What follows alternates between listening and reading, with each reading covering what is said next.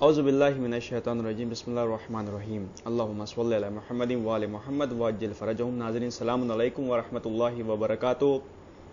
میں آپ کا میزبان سید رضوان رضا نقوی آج ایک بار پھر حاضر خدمت ہوں. آج پروگرام آٹھویں امام حضرت امام علی رضا علیہ السلام کی شہادت سے متعلق، ان کی حیات طیبہ سے متعلق یہ پروگرام حسینی چینل پر نشر کیا جا رہا ہے.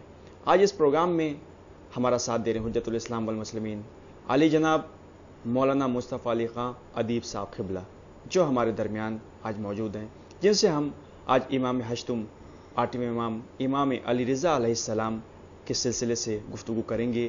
ان کی حیات طیبہ سے متعلق اور جو کارنامے انہیں نے انجام دیے اس کے بھی حوالے سے گفتگو ہوگی. سب سے پہلے تو ہم جناب کا تعارف کراتے ہیں. قبلہ السلام علیکم. علیکم السلام ورحمۃ اللہ وبرکاتہ. قبلہ، آج آٹھویں امام کی شہادت کے حوالے سے پروگرام نشر کیا جا رہا ہے. سب سے پہلے تو آپ امام میں علی رضا علیہ السلام کی حالات زندگی کے بارے میں مختصر تعارف آپ کرائیں ہمارے ناظرین کے لیے. اعوذ باللہ من الشیطان الرجیم بسم اللہ الرحمن الرحیم الحمد للہ رب العالمین وصلی اللہ علی سیدنا محمد وآلہ الطیبین الطاہرین. امام رضا علیہ السلام ہمارے اور آپ کے آٹھویں امام. آپ کی تاریخ ولادت اسی ذیقعد کے مہینے میں 11 ذیقعدہ جی، اور اس کا سن 153 ہجری جو مشہور ہے ہمارے درمیان. البتہ تاریخ میں دوسرے بھی سال ذکر ہوئے ہیں لیکن 153 کو زیادہ تر علماء نے نقل کیا ہے. اور آپ کی شہادت جو مشہور ہے ہندوستان اور بر صغیر میں وہ 23 ذیقعد سن 203 ہجری ہے. اس لحاظ سے 50 سال کی زندگی آپ کو ظاہری طور پر اس دنیا میں ملی. آپ کی زندگی پرنشیب و فراز ہے کیونکہ پہلے تقریباً آپ کے 30 سال جو ہیں وہ امام موسیٰ کاظم علیہ السلام یعنی آپ کے والد ماجد اور ہمارے اور آپ کے ساتویں امام کی زندگی اور آپ کی امامت کا زمانہ ہے. وہ زمانہ ہارون رشید کی ظلم اور ستم اور بنی عباس کی حکومت کا ایک طرح سے کہا جاتا ہے بہت محکم زمانہ تھا. یعنی وہ زمانہ تھا جب خلافت ہارون رشید کے پاس پہنچ گئی تھی اور اس نے بہت ہی سیاسی حوالے سے اپنے آپ کو مضبوط کر لیا تھا اور بنی عباس کی حکومت مضبوط ہو گئی تھی. جیسا کہ آپ جانتے ہیں، میں اپنے ناظرین اور نوجوانوں کے لیے بیان کر دوں کہ بنی عباس یا لسارت الحسین کے نعرے کے ساتھ حکومت میں آئے تھے. یا لسارت الحسین کا مطلب امام حسین علیہ السلام کے خون کا بدلہ. جی، بنی امیہ نے جب امام حسین علیہ السلام کو قتل کر دیا تو اس کے بعد مختلف گوشے و کنار سے امام حسین کی خونخواہی کے لیے علم بلند کیا گیا، جس میں جماعت توابین بھی ہے، جس میں مختار بھی ہیں، جس میں زید شہید بھی ہیں. اسی طرح ایک گروہ جو نکلا وہ بنی عباس. بنی عباس کون ہیں؟ بنی عباس جو ہیں وہ جناب عباس جو رسول اکرم کے ایک چچا ہیں، جی، ان کی اولادیں ہیں اور وہ اپنے آپ کو بنی عباس کہتے تھے. جی. انہوں نے یا لسارت الحسین کا نعرہ بلند کیا کہ اس عنوان سے کہ ہم امام کے چچا زاد بھائی ہیں اور ہم خون کا بدلہ لینے کے حقدار ہیں، لہٰذا ہم خون کا بدلہ امام کا لیں گے. لیکن اصل میں کیا تھا؟ اصل میں حکومت حاصل کرنے کی ایک سازش تھی جو بعد میں زمانے کو آشکار ہو گئی اور پتہ چل گیا. بہرحال امام حسین کے نام کے اوپر علم بلند کیا گیا اور حکومت پہنچنے کے بعد انہوں نے سب سے پہلے سادات ہی کو قتل کیا اور بعد میں اپنی حکومت کو مستحکم کیا. جس زمانے میں یہ حکومت کو حاصل کرنے کا زمانہ تھا اس میں آپ دیکھیں گے کہ اماموں کو تھوڑی سی فرصت، تھوڑی سی وجہ، تھوڑا سا سکون مل گیا. جیسے امام محمد باقر کے آخر کا زمانہ ہے، امام جعفر صادق کی زندگی، یہ وہ زمانہ تھا. لہٰذا ہم دیکھتے ہیں کہ ائمہ علیہ السلام خصوصاً ہمارے چوتھے امام اور پانچویں امام سے ہمارے پاس احادیث پانچویں امام اور چھٹے امام سے زیادہ ہمارے پاس ہیں. اس کی وجہ یہی ہے کہ اس زمانے میں دو حکومتیں آپس میں لڑ رہی تھیں. امام اور معصومین کو انہوں نے چھوڑا ہوا تھا، ان کی طرف توجہ کم تھی. لیکن جیسے ہی وہ اپنی حکومت انہوں نے حاصل کر لی، ایک نے شکست کھا لی اور دوسرا اپنے آپ میں حاکم ہو گیا، وہ پھر اسی روال پہ آ گیا اور پھر سے امامہ کی زندگی مشکل ہوتی گئی. تو امام رضا علیہ السلام کی جو بچپن کی زندگی ہے یا جوانی کی زندگی ہے وہ سخت زندگی اس لحاظ سے آپ کہہ سکتے ہیں کیونکہ مسلسل ساتویں امام کو قید میں ڈالا گیا ہے. کبھی کئی سال تک قید میں رہے، پھر مہینوں میں قید میں رہے. اس طرح امام ساتویں امام کی تقریباً جو کم و پیش تقریباً 15 یا 16 سال آپ نے قید میں گزارے ہیں. البتہ اتنے وقفہ یہ اس طرح علماء میں جس طرح سے مشہور ہے، ایک ساتھ نہیں ہے کہ 17 سال لگاتار آپ قید میں رہے ہوں، لیکن مثلا اس طرح ہے کہ ایک سال رہے، پھر آزاد ہوئے، پھر قید ہو گئے، پھر آزاد ہوئے، اس طرح.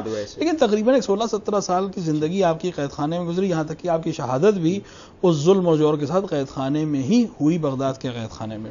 تو آپ خود سمجھ سکتے ہیں کہ کتنی سختیاں امام کی اس زندگی میں رہی ہوگی. بہرحال امام ساتویں امام کی شہادت کے بعد امامت امام رضا علیہ السلام کے پاس آ گئی. امامت کے 20 سال آپ نے زندگی کی، یعنی ظاہری طور پر 20 سال آپ نے امامت فرمائی ہے. اس کے بھی ہم 3 حصے کر سکتے ہیں.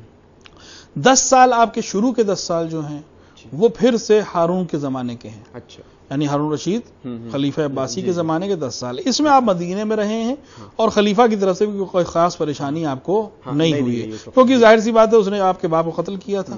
اور کئی دفعہ لوگوں سے یہ بھی ہوا کہ ہارون کو ورغلایا گیا کہ کسی طرح امام کو قتل کر دیا جائے یا امام کو پریشان کیا جائے، لیکن امام نے خود فرمایا کہ مجھے ہارون کی طرف سے کوئی نقصان نہیں پہنچے گا، میں ایسی دعا کر چکا ہوں، یا اللہ کی طرف سے ایسا انتظام ہے کہ ہارون میرا کچھ نہیں بگاڑ پائے گا. یہ 10 سال تقریباً آپ کہہ سکتے ہیں کہ پرسکون ہے. بعد کے 10 سال میں 5 سال کا زمانہ جو ہے وہ زمانہ ہے جب ہارون کے بعد اس کا بیٹا امین خلیفہ بن گیا. اچھا، امین کی بادشاہی ہے، امین کی حکومت ہے، وہ خلفشار کا زمانہ ہے. تو اس زمانے میں بھی آپ کو کوئی خاص پریشانی نہیں ہوئی. آخری 5 سال یعنی 15 سال گزر گئے امامت کے، آخری 5 سال یہ زمانہ ہے کہ جب امین کو ختم کر کے ہارون کا دوسرا بیٹا مامون جو ہے وہ خلیفہ بن گیا اور وہ حاکم بن گیا. اور اس نے ظاہری طور پر آپ کو ولی عہدی کے لیے بلایا اور آپ کو خراسان بلایا اور آپ کو وہاں رکھا. اور وہ زمانہ امام کی زندگی کا جو ہے وہ آخری 5 سال جو ہے وہ سختی کا دور، اس لحاظ سے کہ ظاہری طور پہ تو آپ حکومت کے مہمان ہیں اور آپ ولی عہد ہیں اور آپ حاکم ہیں اور لیکن تمام چیزیں ہیں، لیکن اصل یہ ہے کہ امام اپنے شیعوں سے دور کرنے کی کوشش کی گئی، آپ کو اپنے وطن سے دور کر دیا گیا، اور آخر آپ کی شہادت بھی اس زہر کے ذریعے ہوئی جو مامون نے ہی تیار کرایا اور آپ کو شہید کیا، اور آپ کو وہیں برف میں کے قریب سن آباد میں آپ کی شہادت ہوئی. اور آج جس علاقے کو پہلے طوس اور آج مشہد مقدس کہتے ہیں، وہاں آپ کی تدفین ہوئی سن 203 ہجری میں. تو یہ مختصر طور پہ ایک 50 سال کی زندگی جس میں سے 20 سال کی آپ کی امامت ہے، اور اس 20 سال کے اندر آپ نے بہترین کام جو کیا وہ یہ کیا کہ مختلف مذاہب کو، یہ 5 سال اگر انشاءاللہ وقت آیا بیچ پر پروگرام میں تو ہم اس کی طرف تشریح کریں گے. ان 5 سال میں یعنی 15 سال تو آپ مدینے میں چونکی ہیں، تو آپ کا زیادہ تر جن لوگوں سے برخورد تھی یا جن لوگوں سے بات چیت تھی وہ مسلمان تھے، یا آپ کے چاہنے والے تھے یا مخالفین تھے، لیکن مسلمان تھے اکثر. جی، بعد کے 5 سال میں آپ کو یہ موقع ملا، ولو سیاست تھی زمانے کی، ولو حاکم کی اس کے اندر چال تھی، لیکن ایک موقع امام کو یہ مل گیا کہ غیروں کے ساتھ آپ کا مناظرے کے نام پر، بحث کے نام پر، علمی مقابلے کے نام پر، بہرحال انٹریکشن جسے ہم کہتے ہیں کہ دوسرے مذہب کے لوگ امام کے نزدیک آئے. جب نزدیک آئے تو جب علماء یہود نے دیکھا کہ ایسے عالم بھی اسلام میں ہیں، اصل اسلام کا چہرہ کیا ہے، علماء مجوس نے دیکھا، علماء مسیح نے دیکھا، دوسرے لوگوں نے دیکھا، تو اس سے اسلام کے پھیلانے میں اور حکمت میں اور اصل اسلام کا جو دب گیا تھا، سیاست کے پیچھے چھپ گیا تھا، اس کو آشکار ہونے میں ایک بہترین موقع امام کو ملا اور امام نے اس کا بہترین فائدہ اٹھایا. ابھی بیچ میں اگر موقع ملا تو وہ بھی مناظرے کا بھی ذکر ہوگا اس میں، لیکن اس سے پہلے ہم چاہتے ہیں کہ امام رضا علیہ السلام کے القاب اور جو ان کو امام ضامن کہا جاتا ہے، اس حوالے سے ہمارے ناظرین کو بتائیں کہ ان کو امام ضامن کیوں کہا جاتا ہے اور کچھ مختصر سے القاب ان کے بیان فرمائیں. امام رضا علیہ السلام کا جو لفظ ہم لے رہے ہیں، امام کا اصل نام علی ہے، علی ابن موسیٰ علیہ السلام، اور رضا جو ہم پکارتے ہیں خود یہ ایک لقب ہے. جی، اس کے علاوہ ذکی، غریب الغرباء، ضامن جیسا کہ آپ نے بھی پکارا ضامن، اور اس کے علاوہ سلطان اور بھی مختلف ذکی، اسی طرح کے مختلف القاب آپ کو دیے گئے. ائمہ علیہ السلام کی جو القابات ہوتے ہیں وہ ایسا نہیں ہے کہ ان کی کوئی وجہ تسمیہ نہیں ہو، کوئی نہ کوئی وجہ ہوگی جس کی وجہ سے یہ لقب ان کو دیا گیا. بہت سے لوگ یہ مشہور کرتے ہیں کہ آپ کو امام رضا کا لقب مثلا مامون نے دیا تھا جب آپ کو ولی عہد بنایا، ایسا بالکل نہیں ہے. ائمہ علیہ السلام سے ہمارے پاس روایات ہیں، اور امام رضا علیہ السلام کا رضا کا لقب اس لیے خداوند عالم نے عطا کیا کیونکہ آپ کو ایک تو آپ رضا خدا پہ تیار تھے، اسی لیے آپ کو ایک لقب مرتضی بھی ہے، راضی بالقدر والقضاء آپ کی زیارت سے پڑھایا جاتا ہے کیونکہ آپ قضاء و قدر الہی سے راضی تھے، اس لیے آپ کو رضا کہا گیا. ایک دوسری وجہ یہ ہے کہ مخالفین اور موافقین دونوں آپ پر راضی ہو گئے. اچھا اچھا یعنی موافقین تو راضی تھے ہی آپ کی امامت کے اوپر، جو آپ کے چاہنے والے تھے، جو آپ کے والدین کے چاہنے والے تھے، جو آپ کو امام مانتے تھے، وہ تو آپ پر راضی تھے ہی. کچھ حالات ایسے ہوئے کہ جو مخالفین تھے انہوں نے بھی ظاہری طور پر آپ کی ولی عہدی کو قبول کر لیا اور آپ کی حاکمیت کو قبول کر لیا. لہٰذا ایک طرح سے دنیا میں موافقین اور مخالفین دونوں کی رضایت آپ کو ظاہری طور پر حاصل تھی. لہٰذا ایک وجہ رضا کی یہ بیان کیا تھا. لیکن جو اصل وجہ ہے وہ یہی ہے کہ امام علیہ الصلوۃ والسلام راضی بالقدر والقضاء ہیں، یعنی خداوند عالم کی طرف سے جو بھی قضاء و قدر الہی ہے اس کے اوپر راضی ہونے کی وجہ سے آپ کو رضا کا لقب دیا گیا. ایک لقب آپ کا ہے ضامن. اصل یہ لقب ترکیبی ہے، یعنی ضامن آہو، اور فارسی میں یا ضامن آہو کہہ کے بہت زیادہ اہل فارس جو ہیں پکارتے ہیں امام کو. اس کے سلسلے میں بہت سی واقعات مشہور ہیں. شیعہ کتب میں ایسے واقعہ امام کے لیے کسی معتبر کتب میں تو نہیں ہے، لیکن دوسرے ائمہ کے لیے، رسول اکرم کے لیے ہے، اور دیگر علماء نے، شیخ صدوق نے، دیگر نے اپنی کتابوں میں اس لقب کے سلسلے میں بیان کیا ہے. اور ایک مشہور داستان جس کا مختصر طور سے یوں ہے کہ ایک صیاد، ایک شکاری ایک ہرنی کو شکار کر رہا تھا. ہرنی امام کے پاس اپنے آپ کو بچاتی ہوئی امام کے پاس آئی. امام نے اس آدمی سے کہا کہ تم اس کو چھوڑ دو، میں اس کے بدلے تمہیں مال دے دیتا ہوں. اس نے مال لینے سے انکار کیا اور کہا کہ نہیں، مجھے یہ شکار ہی چاہیے اور میرا شرعاً اس کے اوپر حق ہے. امام نے کہا تو پھر ہرنی گویا ہوئی قدرت خدا سے، اور اس نے امام سے کہا کہ میرے بچے ہیں، میں ان کو دودھ پلانا چاہتی ہوں، صرف اس کے لیے مہلت چاہتی ہوں.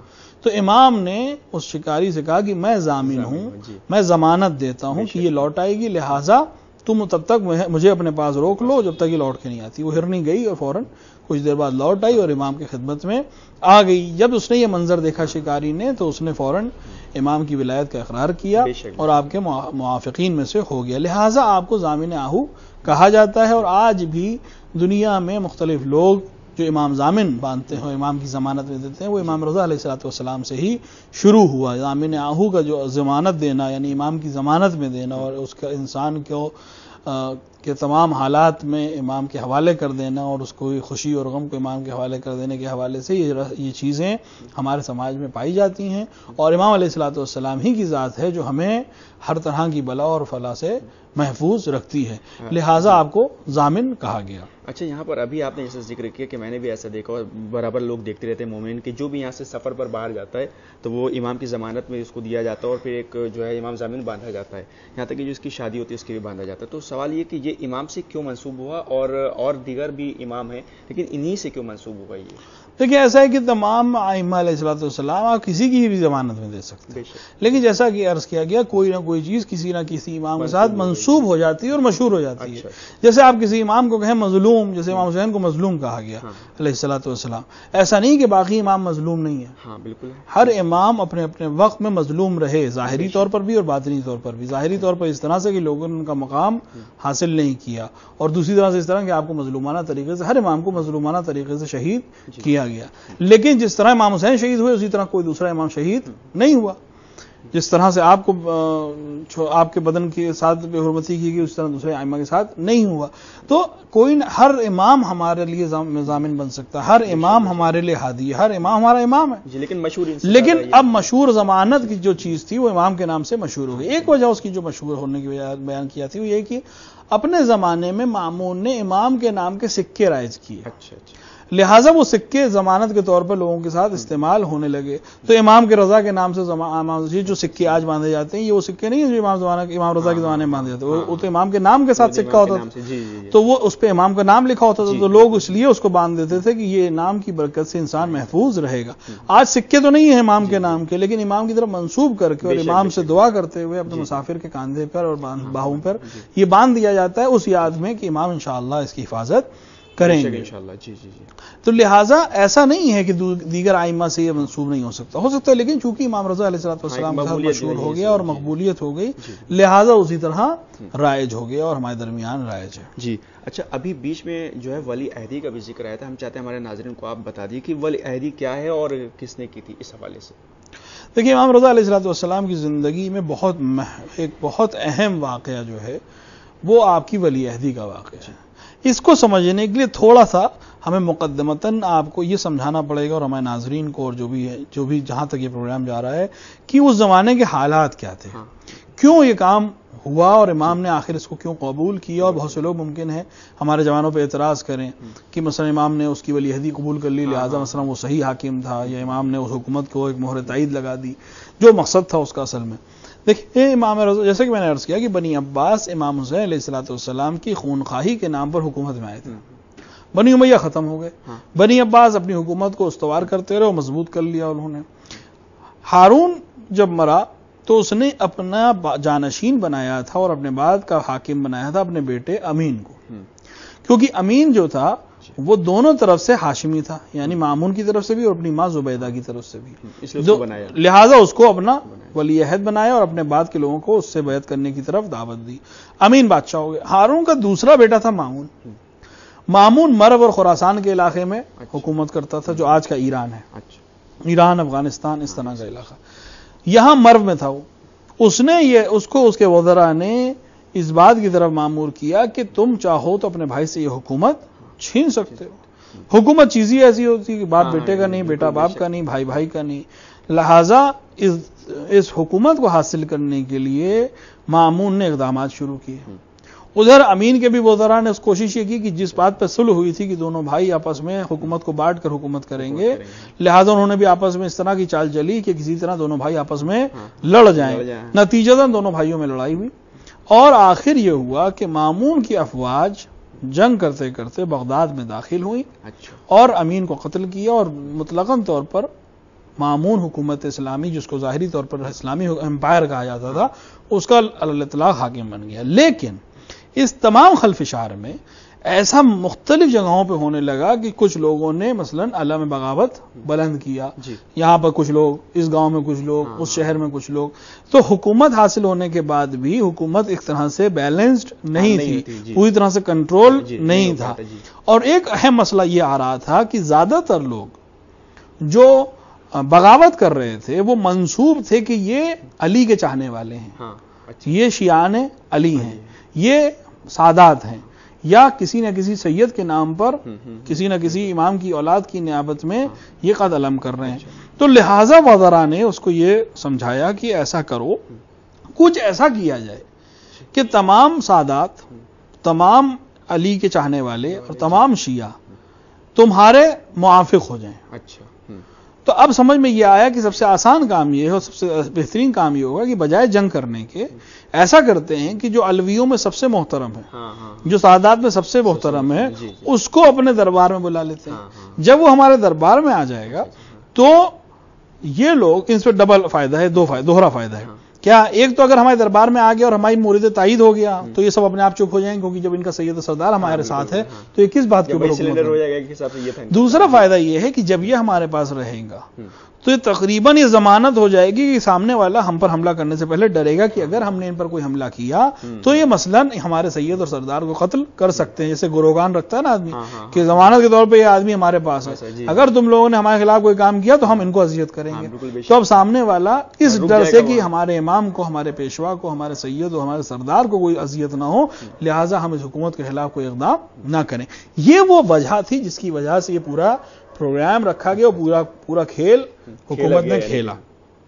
اب ظاہر سی بات ہے کہ وہ ایسا تو ہے نہیں کہ 4 فوجیوں کو بھیجے اور مدینے سے امام کو گرفتار کر لے. اس نے بہترین کام کیا کہ بنی عباس کے سرکردہ افراد کو بھیجا مدینے، عزت اور احترام کے ساتھ امام کو مدینے سے بلایا، اور امام نے یہ سفر، لیکن سفر میں اس نے سیاست پوری طرح سے رکھی. ایسے علاقوں سے لے گیا جہاں کم سے کم شیعہ آپ سے مل پائیں، جہاں کم سے کم لوگ آپ سے ملاقات کر سکیں. بالآخر امام مختلف رستوں سے ہوتے ہوئے، نیشاپور کے رستے سے ہوتے ہوئے پہنچے مرو، جو اب ایران کے بارڈر پر افغانستان کے نزدیک ایک شہر ہے. اب بہت چھوٹا سا شہر ہے، وہ بہت ایک امپورٹنٹ شہر تھا، اور اس وقت مامون نے اپنی حکومت کا پایا اور حکومت کا کیپٹل وہی بنایا ہوا تھا. امام مرو پہنچ گئے.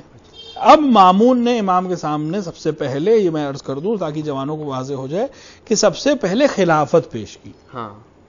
کہا کہ آپ خلیفہ ہو جائیں. میں یہ سمجھتا ہوں کہ خاندان علوی کو اور اولاد علوی کو حکومت کرنے کا حق مجھ سے زیادہ ہے، لہٰذا یہ خلافت آپ قبول کر لیں. امام نے اس کا جواب یہ دیا کہ اگر تجھے اللہ نے خلیفہ بنایا ہے، یہ خلافت جو تو مجھے دے رہا ہے، تو آج اپنے آپ کو خلیفہ کہہ رہا ہے، اگر تجھے اللہ نے خلیفہ بنایا ہے تو پھر تجھے حق حاصل نہیں ہے کسی اور کو یہ خلافت دے دے. اگر اللہ نے تو آپ کو یہ نعمت دی ہے تو آپ کسی اور کو کیسے دے سکتے ہیں؟ اللہ نے آپ کو چنا ہے بے شک بے شک. تو آپ کسی اور کو کیسے دے سکتے ہیں؟ آپ رہیے. اور اگر اللہ نے تمہیں نہیں بنایا ہے تو پھر اس کی کوئی حیثیت ہی نہیں ہے. ہاں بالکل کچھ نہیں، ظاہر سی بات. بھائی جو چیز اللہ ہی نے نہیں دی ہے آپ نے کسی طرح حاصل کر لی ہے تو پھر آپ کسی اور کو دینے والے کون ہوتے ہیں؟ ہاں بالکل. تو دونوں ہی صورتوں میں آپ یہ خلافت کی کوئی حیثیت نہیں، اور مجھے میں اس کو لے کر کچھ نہیں کروں گا. یعنی امام نے ظاہری طور پر اس کو بیان کر دیا اور لوگوں کے لیے واضح کر دیا کہ آئندہ کی تاریخ جب اس کو لکھے کہ میں اس کی خلافت کی کوئی حیثیت نہیں سمجھتا ہوں. لیکن وہ اصرار کرتا رہا اور امام انکار کرتے رہے. تو پھر اس نے ایک دوسرا کھیل کھیلا، اس نے کہا کہ پھر آپ ایسا کریں کہ آپ ولی عہد بن جائیں. ہاں ولی عہد بن جائیں.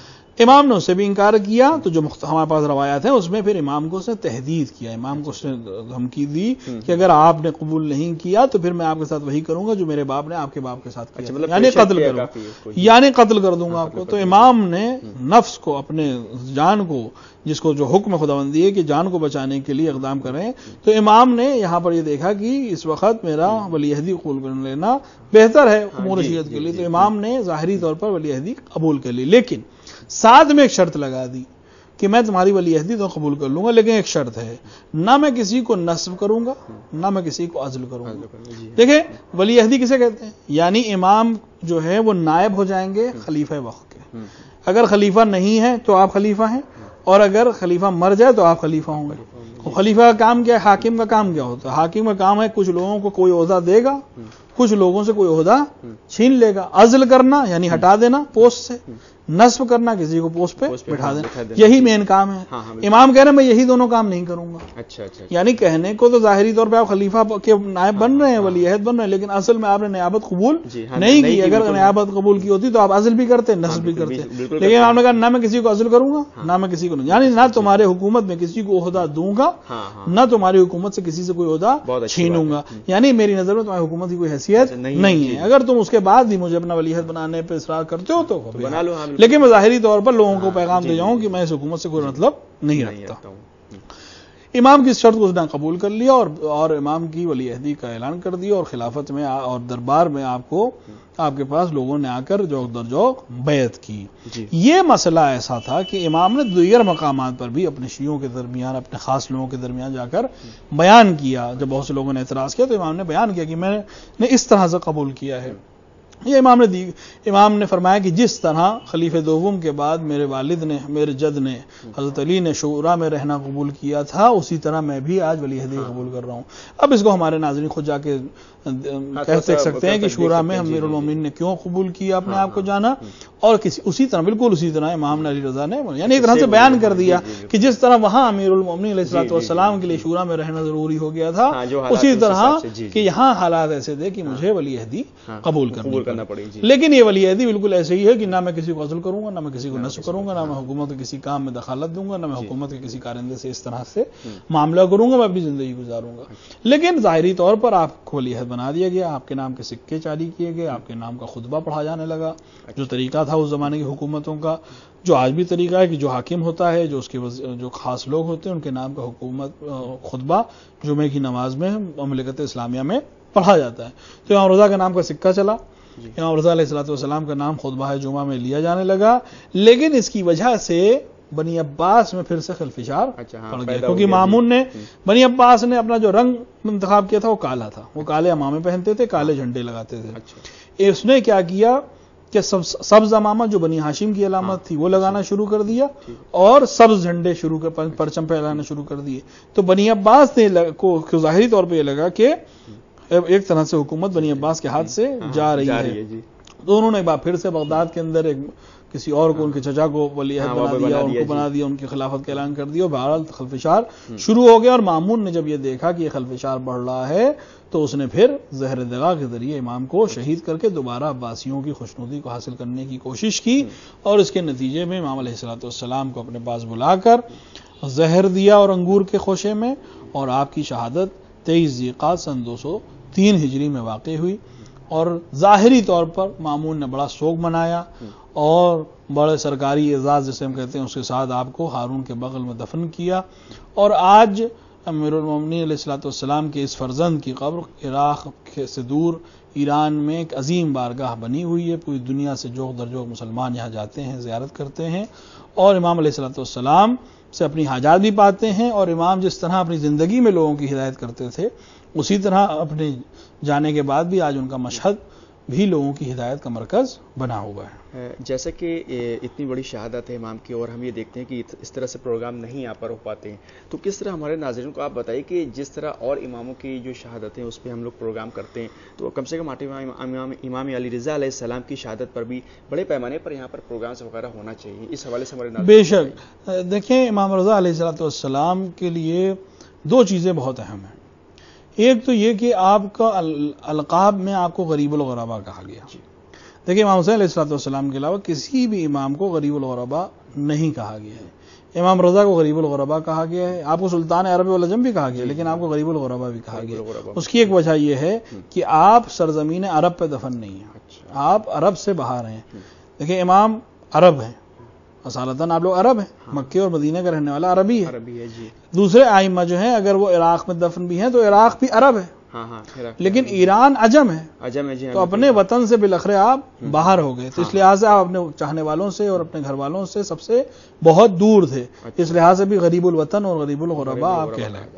دوسری بات یہ ہے کہ امام رضا علیہ الصلوۃ والسلام کی زائر کی بہت زیادہ اہمیت ہے. اب زائر دو طرح کے ہو سکتا ہے. ایک وہ جس نے جا کے امام رضا کی زیارت کی, جا کر مشہد میں جا کے زیارت کی. ایک وہ ہو سکتا ہے جو اپنے گھر میں امام کی زیارت کرے, جیسا کہ دیگر ائمہ کے لیے بھی ہے کہ اگر آپ جا نہیں سکتے تو اپنے گھر سے امام کو سلام کر سکتے ہیں. میں یہاں پر اس مختصر وقت جو ہمارے پاس ہے اس میں بیان کروں کہ امام رضا علیہ الصلوۃ والسلام کے زائر کی اہمیت اتنی زیادہ ہے ہماری روایت کی کتابوں میں کہ کربلا کے علاوہ کسی اور کی زیارت کو اتنی اہمیت حاصل نہیں ہے. یہاں تک کہ ہماری روایات کی کتابوں میں اور صحیح روایاتوں میں یہ ہے کہ جو آدمی امام کی زیارت کرے گا, قیامت میں امام رضا علیہ الصلوۃ والسلام کے زائر کو ایک الگ مقام دیا جائے گا. یعنی جب یہ کہا جائے کہ زائرین ائمہ سامنے آئیں اور ایک گروہ آئے گا جن لوگوں نے اماموں کی زیارت کی ہوگی, تو اس میں جو امام رضا کے زائر ہوں گے ان کو ایک الگ مقام دیا جائے گا. کیوں؟ اور اس پہ کہا جائے گا کہ آپ سب زائرین ہیں, لیکن چونکہ یہ زائرین امام رضا ہیں لہٰذا ان کو الگ مقام دیا جا رہا ہے, ان کو ایک الگ طرح سے ٹریٹ کیا جائے گا. ان کے مرتبے کو اضافہ کی وجہ امام رضا علیہ الصلوۃ والسلام کی زیارت ہے. لہٰذا بہت ضروری ہے کہ امام علیہ الصلوۃ والسلام کی زیارت کے لیے کوشش کرے آدمی جائے, اور نہیں تو کم سے کم آپ کی شہادت کے موقع پر, آپ کی ولادت کے موقع پر, آپ کی ولادت کے موقع پر اور آپ کی شہادت کے موقع پہ جو دونوں ہی ذیقات کے مہینے میں ہیں, اس میں کوشش کرے کہ محافل برگزار ہوں. اور اسی طرح مجالس, جس طرح سے ہم دیگر ائمہ علیہ الصلوۃ والسلام کی مجلسیں پڑھتے ہیں, اسی طرح امام رضا علیہ الصلوۃ والسلام کی مجالس کو بھی برپا کرنا ضروری ہے. ایک وجہ اور بھی ہے جو میں آخر میں بیان کر دوں کہ دیکھیں, امام رضا علیہ الصلوۃ والسلام وہ ذات ہیں کہ امام رضا علیہ الصلوۃ والسلام کی امامت کا اعتراف کرنے کے بعد پھر شیعوں میں کوئی انحراف نہیں ہے. یعنی ایسا ہوا ہے کہ لوگوں نے امام حسین تک کو امام مانا, لیکن امام زین العابدین کو امام نہیں مانا. جن لوگوں نے مانا وہ رہے صحیح رستے پہ, جنہوں نے نہیں مانا وہ ادھر ادھر بھٹک گئے. پھر اس کے بعد امام جعفر صادق علیہ الصلوۃ والسلام کے بعد پھر یہ مسئلہ پیش آیا, کچھ لوگوں نے امام موسیٰ کاظم کو مانا اور کچھ لوگوں نے امام موسیٰ کاظم کو نہیں مانا, جو آج بھی دنیا میں شیش امامی کے نام پر مشہور ہیں. لیکن ساتویں امام کے بعد بھی ایسا ہی ہوا, کچھ لوگ واقفی ہو گئے اور امام کی شہادت سے انکار کیا, کچھ لوگوں نے امام رضا کی امامت کا اقرار کیا. لیکن امام رضا کی جس نے امامت کا اقرار کر لیا, پھر وہ 9ویں امام, 10ویں امام, 11ویں امام, وہاں تک کہ 12ویں امام کے سلسلے تک بالکل صحیح رہا. لہٰذا امام رضا علیہ الصلوۃ والسلام وہ ذات ہیں کہ ان کی ولایت کا اقرار گویا 12 اماموں کی ولایت کا اقرار ہے, کیونکہ جس نے امام رضا کو اپنا امام مان لیا پھر وہ 12ویں امام تک بالکل صحیح چلا آ رہا ہے, اور اس کی اوپر کی چین بھی بالکل صحیح ہے. لہٰذا امام رضا کی اہمیت بہت زیادہ ہے ہمارے درمیان, اور اس کی اہمیت کا ہمیں خیال رکھنا چاہیے اور کوشش کرنی چاہیے کہ اس طرح کے ایام میں کہ جب آپ کی شہادت کے ایام ہیں تو ہم زیادہ سے زیادہ آپ کے لیے مجالس کریں, زیادہ سے زیادہ پروگرامز کریں, نشستیں رکھیں. امام کی زندگی, امام سے جو اقوال ہیں, امام کے جو مناظرے ہیں, کیونکہ امام کے جو مناظرے ہیں وہ آج کی سوسائٹی میں اور آج کے زمانے میں بہت کام کے اس لیے ہو سکتے ہیں کیونکہ آج کا زمانہ بھی انٹریکشن کا زمانہ ہے. یہودیوں سے آپ بات کر سکتے ہیں, مسیحیوں سے آپ بات کر سکتے ہیں, مجوسیوں سے آپ بات کر سکتے ہیں, آپ کو اب جانے کی بھی ضرورت نہیں ہے, اپنے گھر میں بیٹھ کے بات کر سکتے ہیں آپ انٹرنیٹ کے ذریعے. تو انٹرنیٹ کے اوپر مختلف فالتو اور بیکار کے کام کرنے سے بہتر ہے کہ امام کے کے اقوال کی ترویج کرے. بالکل تو امام کے یہی زندگی نامہ، امام کی یہی جو مناظرے امام نے کیے ان کو اگر ہم اسی انٹرنیٹ کے ذریعے نشر کریں تو ایک بہترین طریقہ ہو سکتا ہے امام علیہ الصلوۃ والسلام کی سے اپنی محبت اور اپنی عقیدت کا اظہار کرنے کا بھی، اور انشاءاللہ امام سے اس آخر الزمان میں جا کر اور اس وقت آخرت میں امام کی شفاعت حاصل کرنے کا بھی ایک بہترین ذریعہ ہو سکتا ہے انشاءاللہ. بہت شکریہ ہم سے بات کرنے کے لیے. تو یہ تو تھے حجت الاسلام والمسلمین عالی جناب مولانا مصطفیٰ علی خان ادیب صاحب قبلہ، جو پروگرام آٹھویں امام علی رضا علیہ السلام کی شہادت کے حوالے سے گفتگو کر رہے تھے.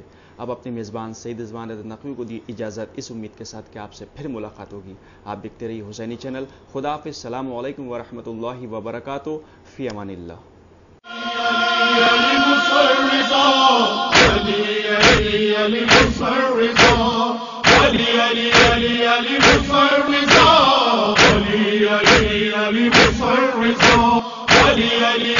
Ali